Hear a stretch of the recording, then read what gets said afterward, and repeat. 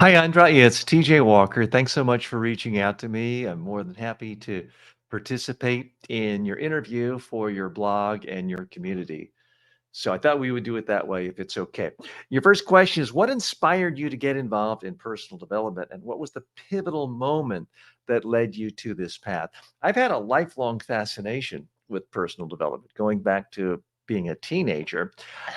And as I began my career as a trainer, a public speaking communications expert, I always tried to figure out how can I really get into the niche of personal development.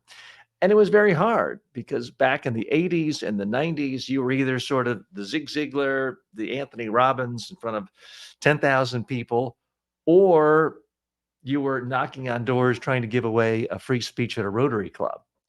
So I had difficulty figuring out how do I really jump into that field. And it wasn't until about 5 years ago, after I achieved a lot of success as an online trainer and instructor on a platform called Udemy, where I all of a sudden had more than 1 million students. And I figured out, okay, here's a chance for me to really break into personal development in a meaningful way because I could make courses. I had a built in audience and started doing courses on personal development, habits, exercise, and every aspect of personal development from mindfulness, yeah, you name it. So that was a big moment for me is really figuring out you didn't have to all of a sudden be so famous you could sell out Madison Square Garden. You could help people with personal development. What are your primary personal development goals and how do you go about achieving them? Well, I have goals in 7 spheres of life, and it's really my approach to helping people in my courses and what I try to do in my own life. And the first one really comes down to personal agency, really having self-control. That affects the other 6 goals. The next one, health. If you're not healthy, if you're not getting a good night's sleep, I find it's virtually impossible to get anything else done with your career, productivity, creativity, anything else. The third sphere is about relationships. If you're not on good terms with the people you care about the most, in my case, my wife, my daughter, the family, friends, it's very hard to make anything else meaningful in life. So to me, that's the third sphere. The next one is learning, figuring out every single day how can you learn more. It could be through reading, it could be through watching YouTube courses, it could be videos, it could be taking courses, it could be podcasts, but how can you learn every single day? That's crucial because that leads to the next sphere, which I find so important. The fifth sphere, which is creating.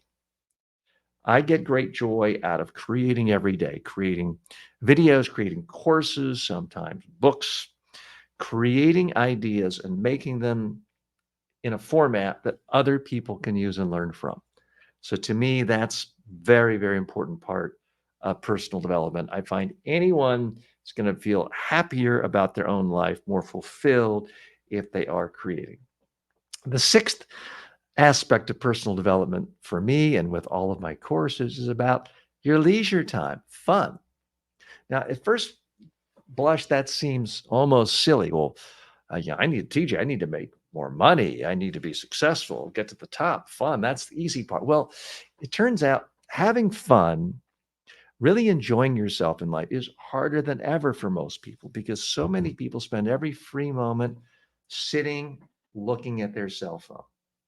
And it turns out it's not really fulfilling at all for people. You can have a whole weekend where nothing planned and you wasted it sitting on the couch looking at TikTok videos or YouTube videos. And hey, nothing wrong with those platforms. I'm on video on YouTube every single day, creating videos for other people.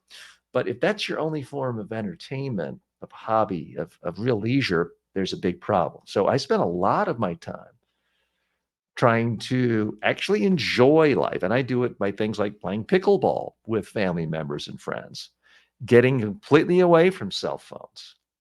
I like to travel. I like to go out to interesting restaurants nightly and not having the cell phones on the table. So leisure to me is a critical sphere of life.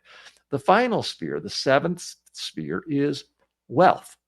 Now, for a lot of people, that's the first thing they want to lunge to when it comes to personal development. For me, it's the last one because when all the other pieces are there, the wealth component I find naturally falls into place. If you focus on wealth first and you're not focused on learning every day or creating every day, it doesn't work. If you're focused on wealth first, but you let your health fall down, you don't get a good night's sleep, you're not going to be learning, you're not going to be creating. So I find that if you're really serious about personal development, you have to look at how all seven spheres interact. You've got to systematically try to get better at all seven. When you try to do it piecemeal, it simply doesn't work very well. So my goals are to improve on every single one of those.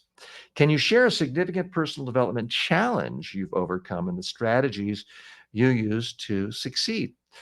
So one of my big challenges was how do I break out of my own, I won't say prison, but way of limiting myself where I was helping people throughout the world sort of one on one, selling my time, selling my labor for money and hard to get out of that sort of treadmill.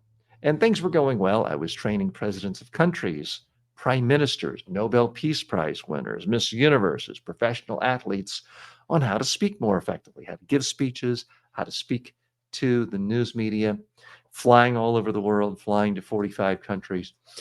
But I knew I wanted to reach a larger audience and I wanted to do it in a way that gave me more personal freedom to travel, do what I want, be more creative.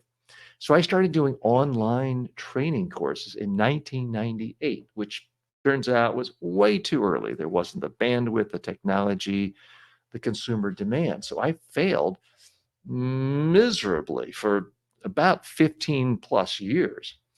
And I tried again and again, different formats, different platforms, hiring people. And it wasn't until really about 5 years ago that I figured out a way through one particular platform, Udemy, and now on my own platform, I really figured out a way to scale that up where now I have 2 million students all over the world. But it was a long, slow, people talk about overnight success. This was, almost a 20-year process before I was able to really sell my courses at a scalable level around the world. So that was a challenge. It took a long time. Which books, authors, or resources have had the most significant influence on your personal development journey? So when I really started to explore personal development in a tremendously serious way, again, I've been looking at reading personal development books, following Zig Ziglar back from the 1970s, Anthony Robbins in the 80s. It's something I've had a lifelong fascination with. But round about 5 years ago, I went all in and started reading two, sometimes three personal development books a week.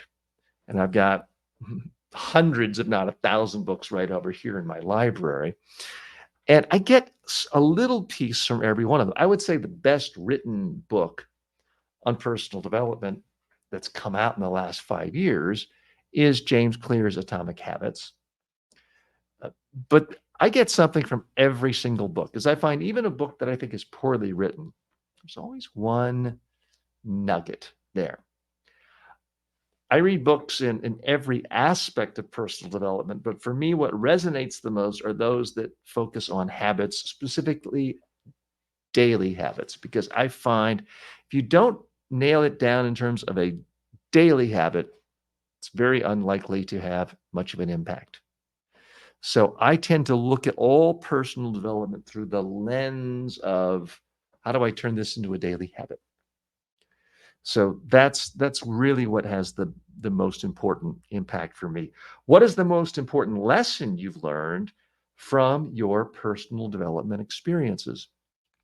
The biggest insight for me came from reading all these books on personal development, and they all have great ideas, and then creating dozens of personal development online courses for my own students, having hundreds of thousands of students in that. And then, unfortunately, the experience of coming to the conclusion this doesn't work very well because society has seen an explosion of personal development in the last 30 years. There's more books than ever published, there are more online courses, there are more in person workshops, seminars. There's been a massive, massive explosion of personal development content, courses, experiences, books for people. And it's being consumed like never before in the history of the world. So that's way, way up. And yet all the research shows people are more obese than ever, more in debt than ever, less happier than ever. So by every metric of personal development, the more people consume traditional personal development, educational content, training content, the lower people get in terms of their satisfaction of these seven spheres I've mentioned to you. So there's a huge, huge disconnect. And what I came to the conclusion of was really this, that people are not fulfilled at a personal level, not because they don't have information, not because they're lacking the facts or any specific new insight. It's because they're not getting reminded on a daily basis to do the right things and they're not converting into a habit. What do I mean by that? If you're in the personal development world, especially the health aspect of that, once a month, you're going to read a book, a magazine article, drink more water, drink less sugar water. You know that intellectually, and you do hear about it from time to time. And yet, every single day, you and I and everyone else gets hundreds of messages to drink Coke, to drink Pepsi, to drink Sprite, to drink all sorts of sugar water, to drink Kool-Aid. Beyond that, you get messages to drink more beer, more whiskey, we are in an environment where all of us are bombarded with 10,000 or more advertisements, marketing messages per day. And the big insight I have that's really very different from what most people in the personal development industry have is that I believe it's the advertising that has the biggest impact on us. It's daily repetitive messaging. And the whole problem with the personal development world is that it's all about one-off stuff. Read this one book once. And again, I love James Clear's Atomic Habits. Most people don't even finish the book. If they do and love it, they read it one time. Whereas everybody opens their eyes to advertisements every single day to eat lots of processed food with lots of processed sugar and fat in it, to drink or to receive ads about lots and lots of beverages that are nothing but processed sugar and garbage that isn't healthy for you. So we live in this world where we're bombarded all day long, cumulatively in any month, hundreds of thousands, if not millions of ads to buy more junk to fill up your house that isn't going to make you happy, but will put you into debt. Consume more content that will make you essentially brain dead and numb because you're watching silly entertainment all day long on your phone, on Netflix, on TikTok, on YouTube, all designed to numb you so that you don't create yourself and you don't learn new things. And then all day long, you get bombarded with ads to consume processed food, which is making us collectively obese and killing us. So that's really the most important lesson I've learned is the odds are stacked against most people. You have to fight that. You have to change that. So what I did is I came up with a new app called Ultimize, and it's not the sort of app that says write down how many calories you had for dinner because that's work. That's hard. The beauty of the modern advertising world, whether you're Coca-Cola or McDonald's, Kentucky Fried Chicken, they're not asking you to write down everything you eat. Coca-Cola doesn't say, come to this workshop for a whole weekend to learn how to enjoy Coke. No, they make it really easy. 15-second ad. Maybe it's a 6-second ad at the beginning of YouTube. and they bombard you again and again and again. You ask a personal development expert, how long does it take to create a new habit? They're likely to tell you what's 14 days or 21 days or 66 days or 120 days. And give me your brain for that amount of time and I'll create a new habit. If you ask the marketing director for Coca Cola, how much time does it take to create a habit from a new customer? How many times do you want to communicate with them? The head of marketing for Coca Cola will say, well, I don't know. How about every single day of the person's life from the day they're born until the day they die?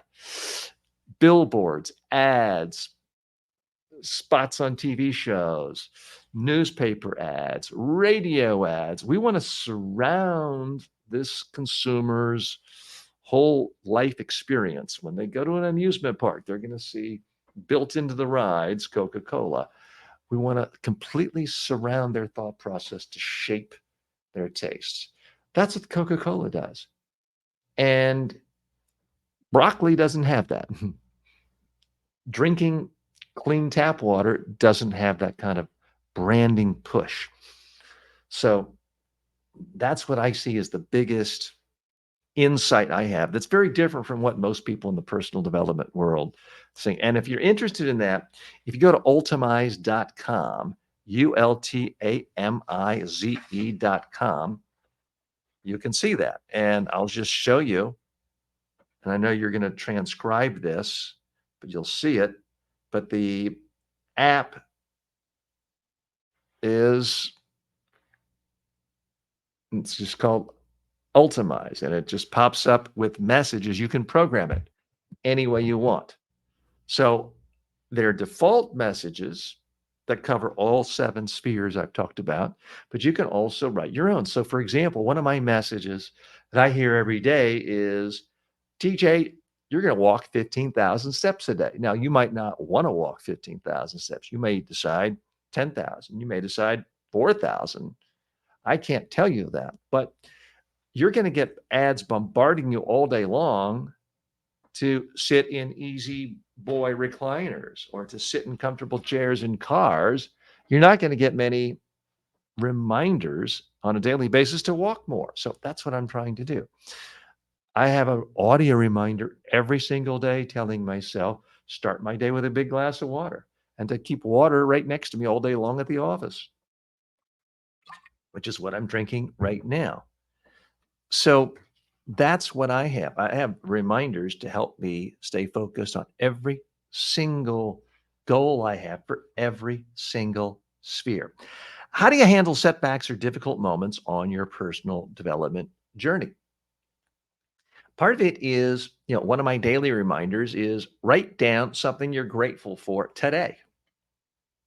If you fixate on a setback or a problem, you're going to be depressed and it can create paralysis. If you focus on good things happening every single day, something to appreciate, something you're grateful for, it's going to put you in a better frame of mind.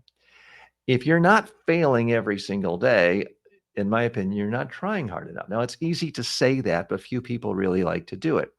One of the things I do is I put out a new video at least once a day, sometimes 2 or even 3 times a day.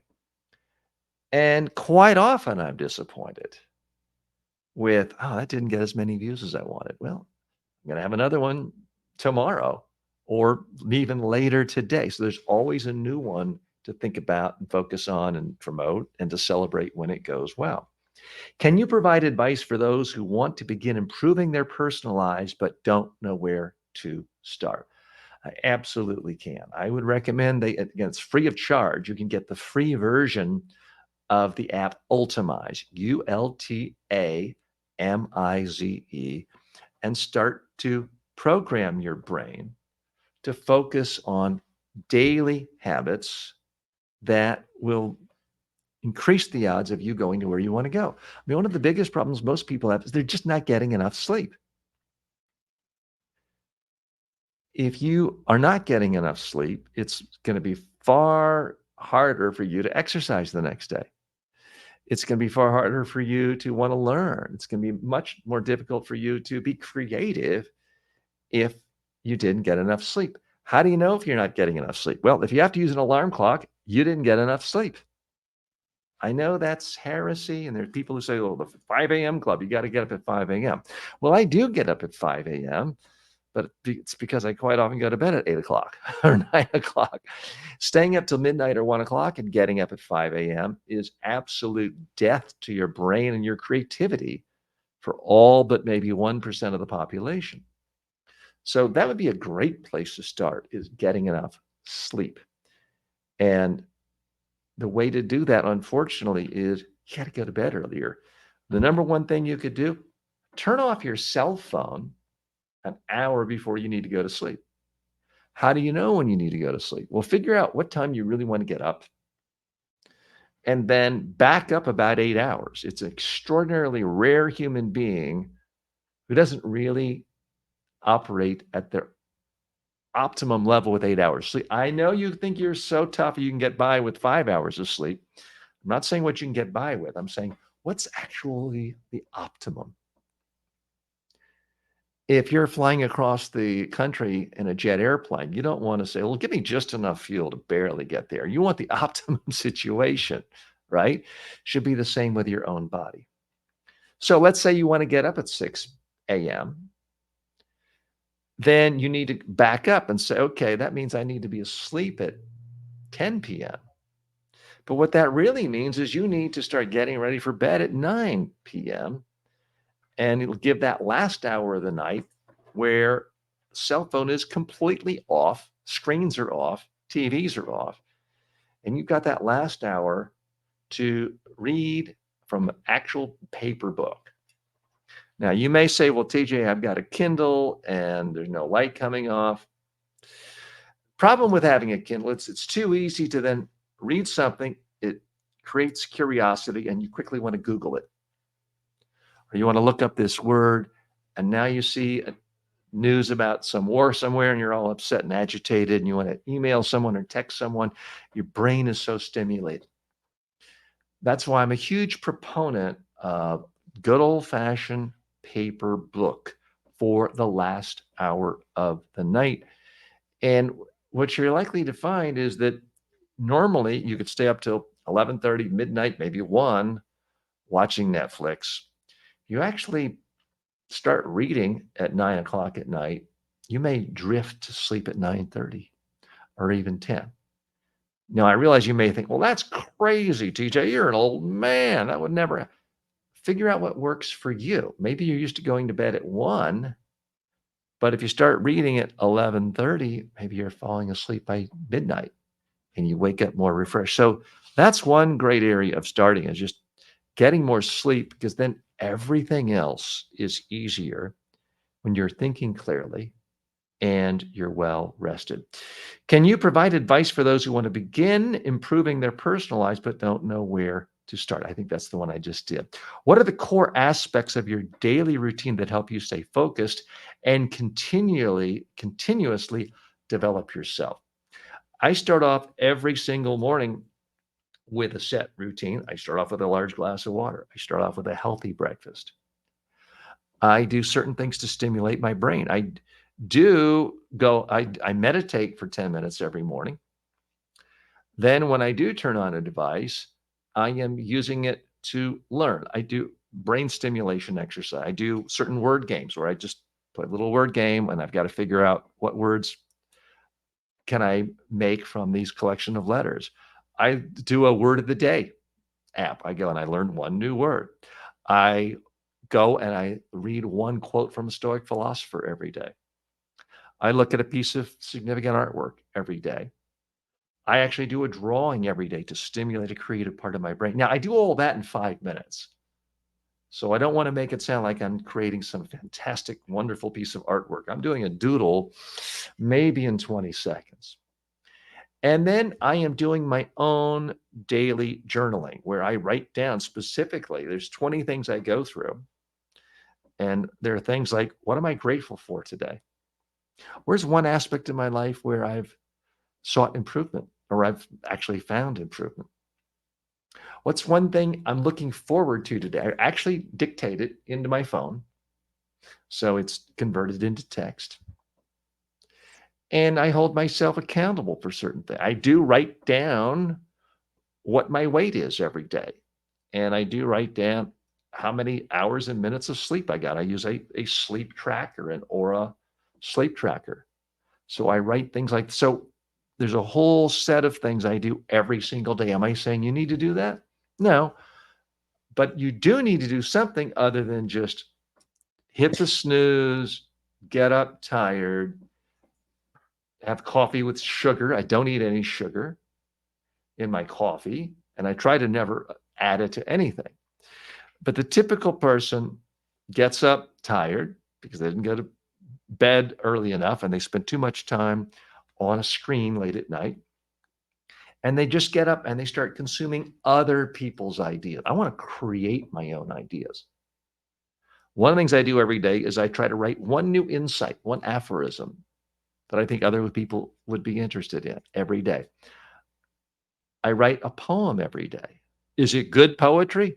No, but it's creations from my mind out to my phone, not someone else's creation through the phone into my mind. That's what is different.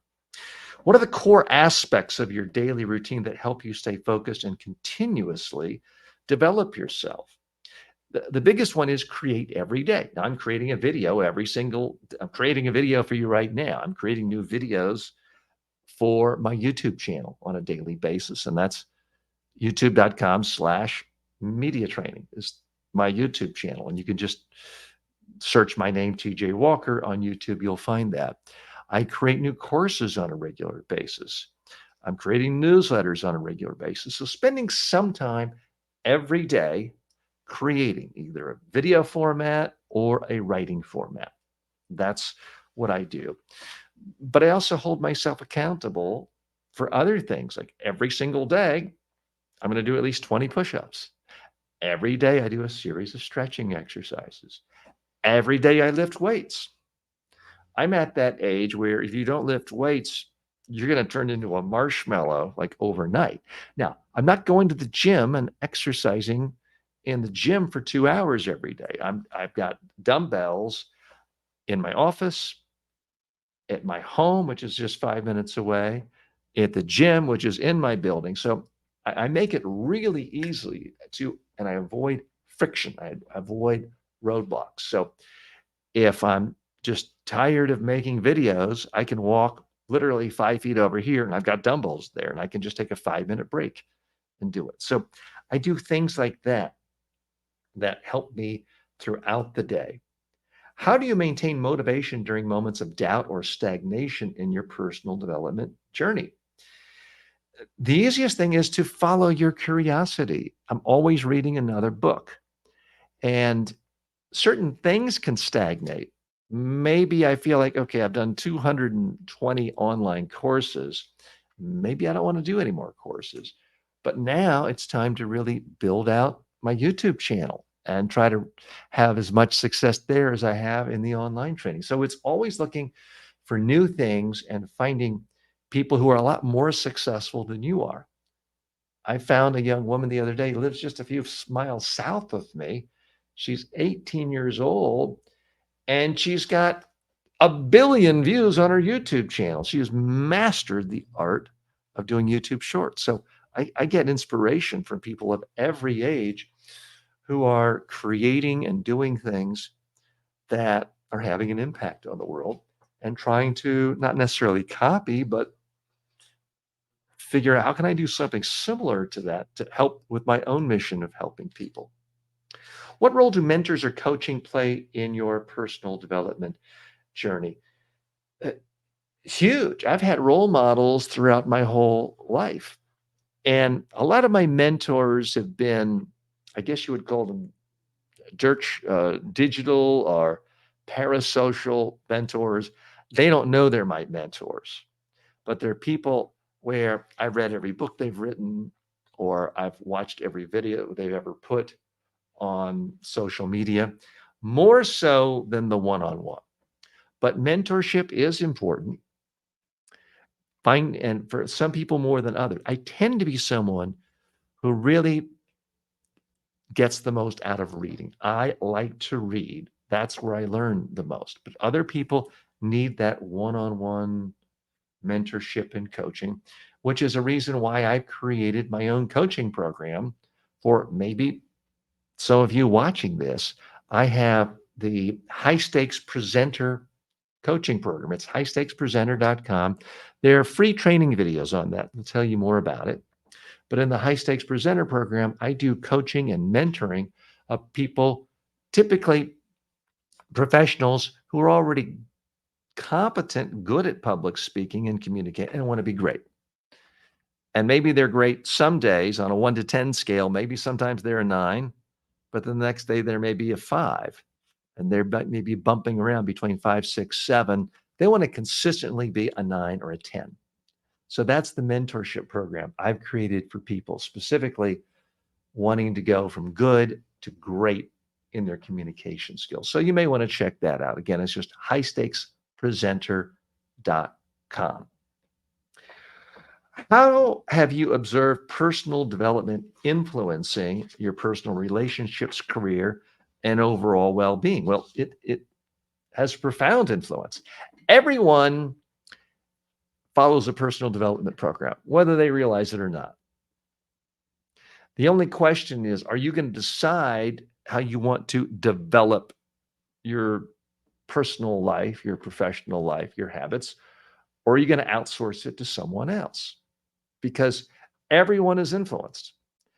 And I know plenty of people say, Anthony Robbins and Atomic Habits, those people are all a bunch of quacks. But meanwhile, that person is drinking Coca-Cola all day long, eating French fries all day long, in debt because they've convinced themselves they have to have a cool, expensive car and they have to have the biggest house they can possibly uh, get approved for because their personal development is designed by corporate advertisers. And I'm not anti-corporation. I'm a capitalist and I use Facebook and Google and Amazon and Netflix like everyone else. The problem is if you don't actively decide to take charge of your own personal development, then it's going to be the people selling Coke. And it's not their problem if you get diabetes. It's going to be the people selling junk food and potato chips and lots of fatty food. And it's frankly not their problem if you die of a heart attack at 39 instead of living to be 100. And it's going to be the real estate industry that wants you to go into massive debt and to have absolute zero disposable income or zero retirement saved because every penny you have was getting you into the biggest house you could possibly get approved for. So that everyone is going to have a personal development program. You have to decide, is it going to be you? Is it really going to be in your own best interest, or are you going to outsource it to other corporate interests who don't have your interest in at heart? What are the most common myths or mistakes you've noticed in the personal development community, and how can they be debunked or avoided? Well, one of them I mentioned, this idea that you form a new habit after 14 days or 21 days or 66 days. If it's something great, a habit can be formed once. People do crack cocaine or heroin. It's like, man, and I haven't tried those things, but a lot of times people try it once. Wow, this is the greatest thing ever. I'm going to do it again every day. Other things people do every single day, but it's not really a habit. They need a constant nudge. I don't really enjoy weightlifting, but I do it every day, but only because first thing in the morning, every day, I hear a reminder, TJ, you're going to lift weights today. Now, I happen to like audio reminders because I can be fixing myself breakfast. I can be walking outside to get a cup of coffee, and I just have 10 minutes a day of audio messages reminding me to do things like lift weights every day for just 5 minutes, exercise every day, do 20 push-ups every day. I'm getting these audio reminders. So to me, the biggest sort of misconception is that the way to get your act together, to get your personal development straight, is to go off to a 3-day workshop or read this book. Now, I've done 3-day seminars and Anthony Robbins and Eston, all of those. You can learn from all of them. The problem is they don't create lasting change if you don't convert it into a format of daily reminders. Now, you could put your reminders up as stickers or posters around your wall or on your computer. You could create TV commercials. You could pay a lot of money to have a billboard outside your house on your way to work and see the reminders. I just don't think anyone's going to do that.